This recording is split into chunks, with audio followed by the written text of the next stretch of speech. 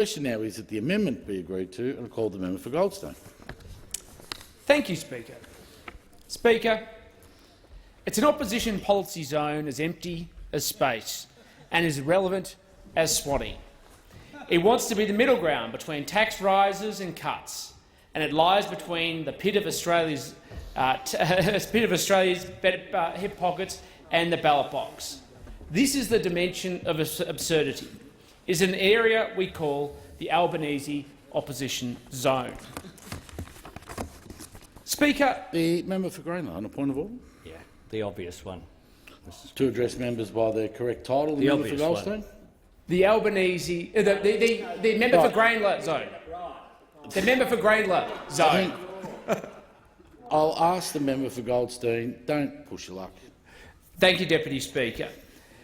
As a member for Goldstein, this is about trust. This is a debate about a recognition and respect of what Australians voted for. At the last election, they faced a choice. The Coalition put forward a plan to improve Australia. The Labor opposition put forward a radical plan to change Australia. And what we know is they endorsed this government's plan to cut taxes, to put more money in people's hip pockets, to reward effort and to encourage investment in the Australian economy, because we know that average Australians living out their lives make better decisions about their interests than ourselves. Their alternative was not to cut taxes, which is apparently their new narrative. Their alternative was to impose $387 billion under the shadow treasurer, under the leader of the opposition, onto just about everybody in the Australian community. It didn't seem to matter who you were, whether you were retirees, investors, workers, everybody was going to get hit. And when you went through the list of the Australians who were ignored by their policy platform to hit them with more taxes, there was virtually no one left. In fact, it almost filled probably the opposition benches. The bill before the parliament now is about honouring the trust we took to the Australian people.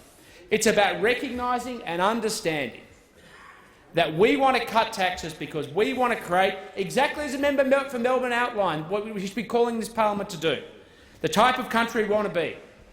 Type of country where we recognise that the benefits of this package aren't just the 10 million Australians who will get tax relief today if this bill is passed, but it is about the 25 million Australians who aspire to better, who will get benefits through other types of tax cuts or through the jobs and growth and opportunity that sits at the heart of this piece of legislation.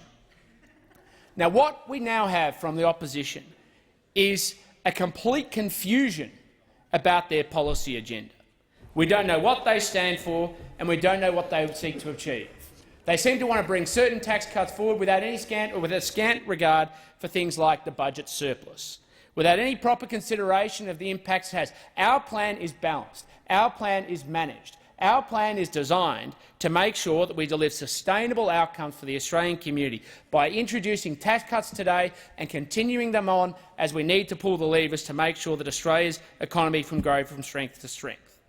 And the choice and the focus now for the opposition is quite straightforward. It's what they want to vote for.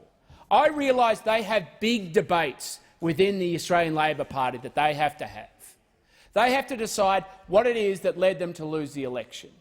They have to decide whether their tax agenda was such a significant hindrance to their capacity to go on and form government, about why people didn't vote for them. And I understand that the Leader of the Opposition wants to keep this discussion live because it helps them avoid having those conversations and the division that will follow as a consequence. So they have a choice. They can vote for themselves, or they can vote for the Australian people.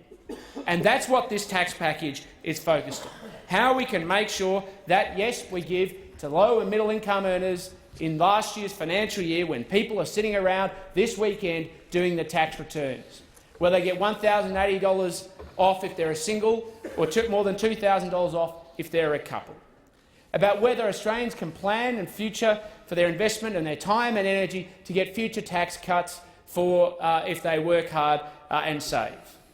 That is the choice. And it's about time they honoured the commitment that the Australian people gave to us and for the people who voted in their electorates against them, because we should never forget those people as well. And let's face it, with all the confusion, the policy agendas that the Labor Party now seems to be running, they're in favour of taxes, they're against them. They now seem to want what they used to call the top end of town to have their tax cuts, have higher tax cuts as well. I apologise to Dinar Washington for butchering her song, but what a difference an election makes.